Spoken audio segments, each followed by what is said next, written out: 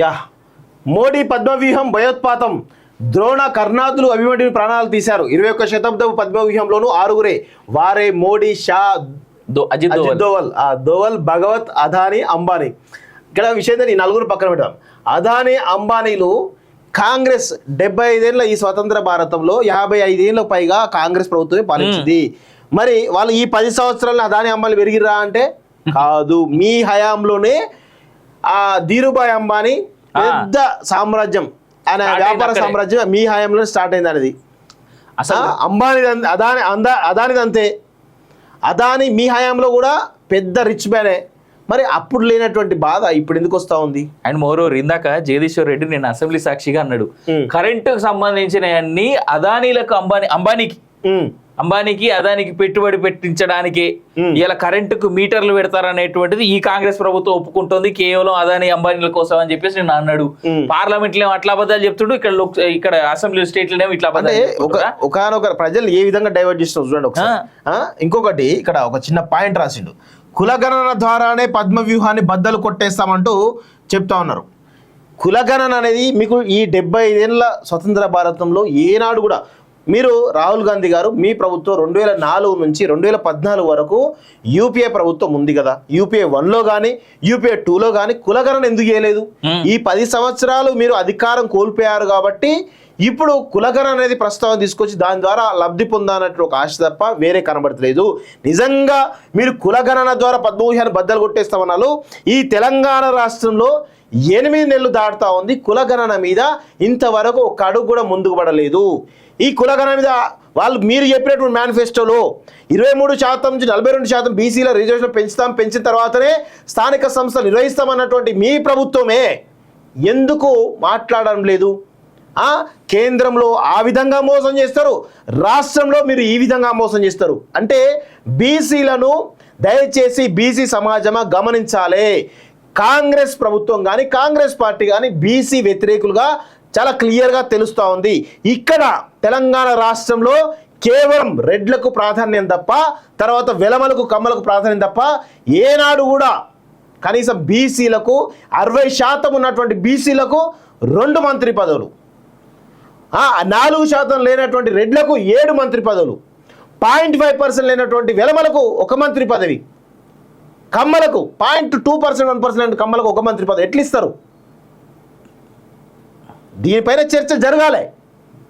రాహుల్ గాంధీ గారు నిజంగా మీకు చిత్తశుద్ధి ఉంటే ఈ రాష్ట్రంలో మీరు బీసీలకు ఏ విధమైన ప్రాధాన్యం ఇస్తారో చెప్పాలి.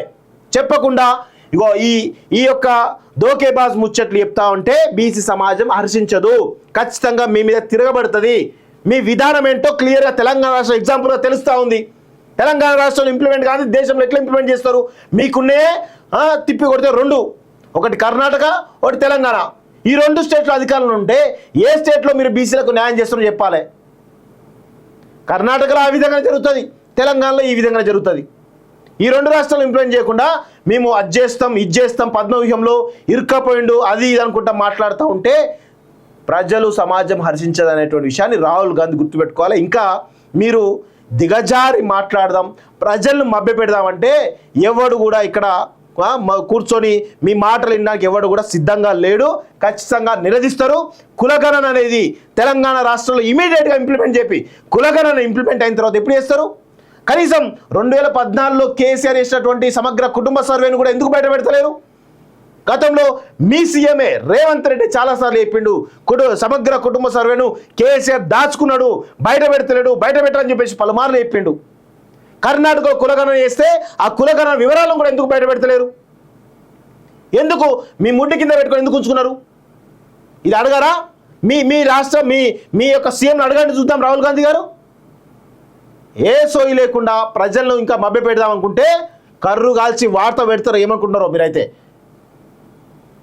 ఇంత దారుణం కులగణన అంటూ బీసీలను మోసం చేస్తూ ఉన్నారు. 60% ఈ దేశంలో 55 నుంచి 60% ఉన్నటువంటి బీసీలను తీవ్రంగా మోసం చేస్తూ 70 సంవత్సరాల స్వతంత్ర భారతంలో ప్రతి దశలోనూ నష్టపోయింది బీసీలే. ప్రతి దశలోనూ ఈ దేశానికి ఆదాయం కల్పించేది బీసీలే. ప్రతి దశలోనూ ఈ యొక్క పాలకులు ఒక ఓటు బ్యాంక్ బీసీలో మార్చుకున్న విషయాన్ని మనందరం కూడా గమనించాలి. దయచేసి బీసీలారా మీరు సిగ్గు తెచ్చుకోండి, మీరు బుద్ధి తెచ్చుకోండి. ఈరోజు అనేకమైనటువంటి దాంట్లో రాజకీయ రంగంలో కానీ వ్యాపార రంగంలో కానీ అనేక రంగాల్లో వివక్షకు గురవుతున్నదే బీసీలు అనేటువంటి విషయాన్ని గుర్తుపెట్టుకోవాలి. మోడీ పద్మవ్యూహం భయోత్పాతం, ద్రోణ కర్ణాదులు అభిమన్యుని ప్రాణాలు తీశారు. 21వ శతాబ్దపు పద్మవ్యూహంలోనూ 6గురే, వారే మోడీ, షా, అజిత్ దోవల్, దోవల్, భగవత్, అదానీ, అంబానీ. ఇక్కడ విషయం ఈ నలుగురు పక్కన పెట్టాం. అదానీ, అంబానీలు కాంగ్రెస్ 75 ఏళ్ళ ఈ స్వతంత్ర భారతంలో 55 ఏళ్ళ పైగా కాంగ్రెస్ ప్రభుత్వమే పాలించింది. మరి వాళ్ళు ఈ 10 సంవత్సరాలు అదానీ, అంబానీ పెరిగిరా అంటే కాదు. మీ హయాంలోనే ఆ ధీరుభాయ్ అంబానీ పెద్ద సామ్రాజ్యం, ఆయన వ్యాపార సామ్రాజ్యం మీ హయాంలో స్టార్ట్ అయింది అనేది. అసలు అంబానీ అదానిదంతే. అదానీ మీ హయాంలో కూడా పెద్ద రిచ్ మ్యానే. మరి అప్పుడు లేనటువంటి బాధ ఇప్పుడు ఎందుకు వస్తా ఉంది? అండ్ మోరోవర్ ఇందాక జగదీశ్వర్ రెడ్డి నేను అసెంబ్లీ సాక్షిగా అన్నాడు, కరెంటుకు సంబంధించిన అన్ని అదానీలకు అంబానీకి అదానికి పెట్టుబడి పెట్టించడానికి ఇలా కరెంటుకు మీటర్లు పెడతారనేటువంటిది ఈ కాంగ్రెస్ ప్రభుత్వం ఒప్పుకుంటుంది, కేవలం అదాని అంబానీల కోసం అని చెప్పేసి నేను అన్నాడు. పార్లమెంట్ లో అట్లా అబద్ధాలు చెప్తుండు, ఇక్కడ అసెంబ్లీ స్టేట్ లోనేమో ఇట్లా ఒకనొక ప్రజలు ఏ విధంగా డైవర్ట్ చేస్తున్నారు చూడండి ఒకసారి. ఇంకొకటి ఇక్కడ ఒక చిన్న పాయింట్ రాసిండు, కులగణన ద్వారానే పద్మవ్యూహాన్ని బద్దలు కొట్టేస్తామంటూ చెప్తా ఉన్నారు. కులగణన అనేది మీకు ఈ 75 ఏళ్ళ స్వతంత్ర భారతంలో ఏనాడు కూడా మీరు రాహుల్ గాంధీ గారు మీ ప్రభుత్వం 2004 నుంచి 2014 వరకు యూపీఏ ప్రభుత్వం ఉంది కదా, యూపీఏ 1లో కానీ యూపీఏ 2లో కానీ కులగణన ఎందుకు చేయలేదు? ఈ 10 సంవత్సరాలు మీరు అధికారం కోల్పోయారు కాబట్టి ఇప్పుడు కులగణన అనేది ప్రస్తావన తీసుకొచ్చి దాని ద్వారా లబ్ధి పొందాలన్నట్టు ఒక ఆశ తప్ప వేరే కనబడతలేదు. నిజంగా మీరు కులగణన ద్వారా పద్మవ్యూహాన్ని బద్దలు కొట్టేస్తామన్నారు. ఈ తెలంగాణ రాష్ట్రంలో 8 నెలలు దాటుతా ఉంది, కులగణన మీద ఇంతవరకు ఒక అడుగు కూడా ముందుకు పడలేదు. ఈ కులగణన మీద వాళ్ళు మీరు చెప్పినటువంటి మేనిఫెస్టోలో 23% నుంచి 42% బీసీల రిజర్వేషన్ పెంచిన తర్వాతనే స్థానిక సంస్థలు నిర్వహిస్తామన్నటువంటి మీ ప్రభుత్వమే ఎందుకు మాట్లాడడం లేదు? కేంద్రంలో ఆ విధంగా మోసం చేస్తారు, రాష్ట్రంలో మీరు ఈ విధంగా మోసం చేస్తారు. అంటే బీసీలను దయచేసి బీసీ సమాజమా గమనించాలి. కాంగ్రెస్ ప్రభుత్వం కానీ కాంగ్రెస్ పార్టీ కానీ బీసీ వ్యతిరేకులుగా చాలా క్లియర్గా తెలుస్తూ ఉంది.